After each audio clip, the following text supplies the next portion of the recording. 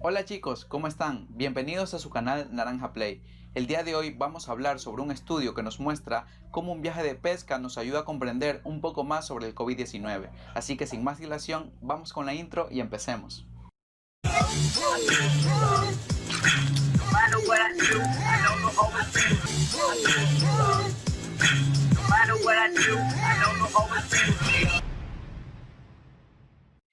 American Dynasty, un arrastrero comercial, partió de Seattle un día de mayo para pescar merluza en la costa de Washington. Antes de partir, sus 122 miembros de la tripulación fueron examinados para detectar el coronavirus utilizando el método de reacción en cadena de polimerasa, PCR, de alta precisión. Y todos los resultados fueron negativos. Pero debido a que esas pruebas son buenas pero no perfectas, en palabras de Jesse Bloom, profesor del Instituto de Investigación del Cáncer Fred Hutchinson en Seattle, se perdieron al menos un caso. De alguna manera, el SARS-CoV-2 se abrió camino. Cuando un miembro de la tripulación se enfermó gravemente, el barco regresó a puerto. Casi todos fueron examinados nuevamente para detectar el virus. Los resultados del antes y el después de 120 de los miembros de la tripulación se pusieron a disposición de Bloom y sus colegas, quienes publicaron un estudio sobre ellos en The Journal of Clinical Microbiology en agosto. Además de las pruebas de PCR, las pruebas de detección previas al viaje también buscaron anticuerpos neutralizantes o proteínas generadas por el sistema inmunológico después de la exposición al virus, lo que sugiere que una persona ha sido infectada previamente. Resultó que 3 miembros de la tripulación tenían esos anticuerpos al comienzo del viaje. De los 117 tripulantes que no lo hicieron, 103 dieron positivo por el virus cuando regresaron a la costa, una tasa de infección del 88%. Si seleccionara al azar 3 nombres del manifiesto del barco, las probabilidades de que los 3 hubieran resultado negativos son de aproximadamente el 0,2%. Sin embargo, los 3 marineros con anticuerpos se salvaron.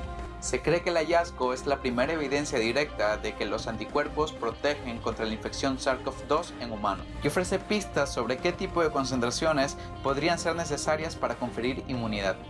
Las cantidades de anticuerpos presentes en los test marineros son bastante alcanzables con las vacunas en desarrollo, dice Alex Greninger, virólogo de la Facultad de Medicina de la Universidad de Washington y autor principal del estudio. Menciona que los datos lo hacen más optimista de que estas vacunas podrían funcionar. En un comentario sobre el estudio, Danny Altman, profesor de inmunología en el Imperial College de Londres, lo llamó un experimento humano notable de la vida real. Cuando los investigadores examinan eventos pasados para comprender por qué algunas cosas le suceden a determinadas personas y no a otras, están realizando estudios de observación. A menudo, estas son las únicas formas de evaluar qué medidas de comportamiento y políticas previenen la propagación del coronavirus. Desafortunadamente, no pueden probar causa y efecto, a diferencia de los ensayos controlados aleatorios, en los que los sujetos asignan al azar a grupos experimentales y control, asegurando que la única diferencia entre ellos sea la intervención que se investiga. Los estudios observacionales siempre incluyen la posibilidad de que otros factores influyan en los resultados. Greninger señala que no puede probar que todos en American Dynasty estuvieron expuestos al virus. Quizás los 3 con anticuerpos, junto con sus 14 colegas no infectados, nunca lo encontraron. O tal vez, dice Anupam Jena, profesor de atención y políticas de salud en la Facultad de Medicina de Harvard, eran más jóvenes y menos susceptibles a las infecciones. Los investigadores no estaban al tanto de la información sobre los miembros de la tripulación más allá de sus muestras. Para demostrar que los anticuerpos los protegían, Jena dice: tienes que demostrar que las personas que tenían los anticuerpos eran similares en todos los demás aspectos a las personas que no tenían anticuerpos.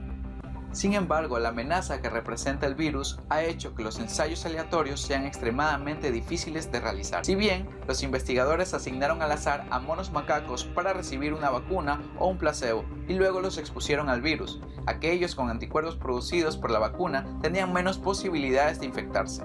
No sería ético realizar este tipo de experimento en humanos, dado el riesgo de enfermedad grave y muerte que podría ocasionar. En cambio, los ensayos de vacunas están inscribiendo a miles de personas, dándoles al azar una vacuna o un placebo y esperando meses hasta que en el curso normal de sus vidas un pequeño porcentaje de ellos se infecte. En ese momento sabrían en qué grupo estaban. Eso hace que casos como el de American Dynasty, donde un alto porcentaje de personas en condiciones bastante uniformes se infectaron con el virus mientras que otras no lo fueron, potencialmente muy útiles. Las pruebas, realizadas durante un brote que infectó a unas 700 personas en el crucero Diamond Princess en febrero, ayudaron a revelar que muchas infecciones nunca produjeron síntomas notables. Estamos tratando de aprender con evidencia limitada, dice Emily Oster, economista de la Universidad de Brown. Profundizando, ¿cuáles son los detalles particulares de un incidente del que podemos aprender? Creo que hay mucho valor ahí.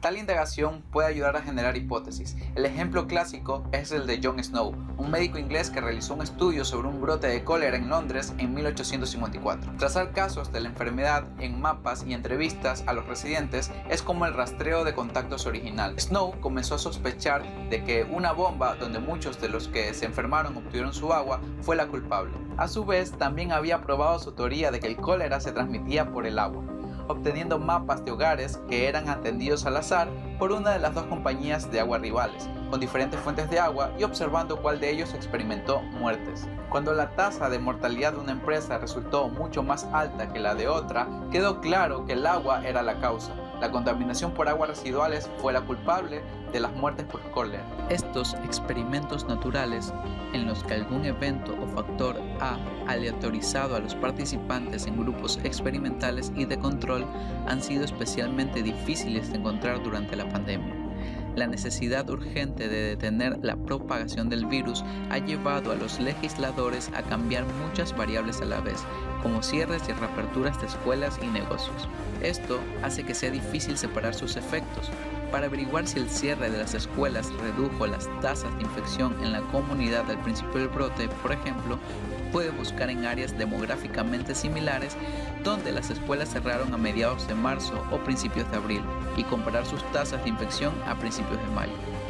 Pero los lugares que se han visto más afectados pueden ser los que están apretando el gatillo antes, dice Joseph Doyle, economista del MIT. Lo que puede hacer que parezca que el cierre de las escuelas conduce a altas tasas de infección, cuando en realidad un aumento anticipado de las infecciones provocó el cierre de las escuelas. Aleatorizarlo significaría encontrar a aquellos que se cerraron por razones no relacionadas con nada sobre la salud de la comunidad. Por ejemplo, varias escuelas en Tennessee fueron afectadas por tornados en marzo y cerraron temprano, mientras que las vecinas permanecieron abiertas. La comparación de las tasas de infección de la comunidad semanas después podría aproximarse a un ensayo aleatorio, si las tormentas no afectaran de manera significativa otras interacciones locales. La aleatorización ideal rara vez es posible. A veces, si necesitas respuesta, recurres a experimentos naturales que no son potencialmente tan limpios, pero podemos aprender de ellos, dice Doyle, y luego lo respalda con la teoría. En American Dynasty, por ejemplo, la distribución de anticuerpos no se regía por el clima fortuito, pero existe evidencia previa para apoyar la teoría de que los anticuerpos protegen contra la infección, lo que hace más plausible que ellos, a diferencia de algún otro factor compartido, protegieran a los 3 marineros. En cierto sentido, todos hemos estado generando datos sobre la pandemia durante 6 meses, siguiendo las políticas promulgadas por los funcionarios locales o no. La mayoría de los casos positivos no están siendo investigados rigurosamente, lo que significa que no entendemos bien con qué frecuencia, por ejemplo, determinado comportamiento provoca una infección. Los experimentos naturales no pueden solucionar ese problema, pero buscarlos podría permitirnos recopilar datos o usar lo que tenemos para llegar de manera más eficiente a las preguntas y respuestas a medida de que surjan. Como por ejemplo si las medidas de usar mascarillas evitan que el virus se propague en las escuelas, o si un nuevo fármaco podría mejorar los resultados de COVID-19, o qué tipo de mensajes motivan a las personas a vacunarse. Estos experimentos naturales están ahí a nuestras manos. Bien, eso ha sido todo por hoy. No olvides dejar tu opinión aquí abajo en los comentarios, darnos un buen like si te gustó el video y compartirlo en todas tus redes. Saludos.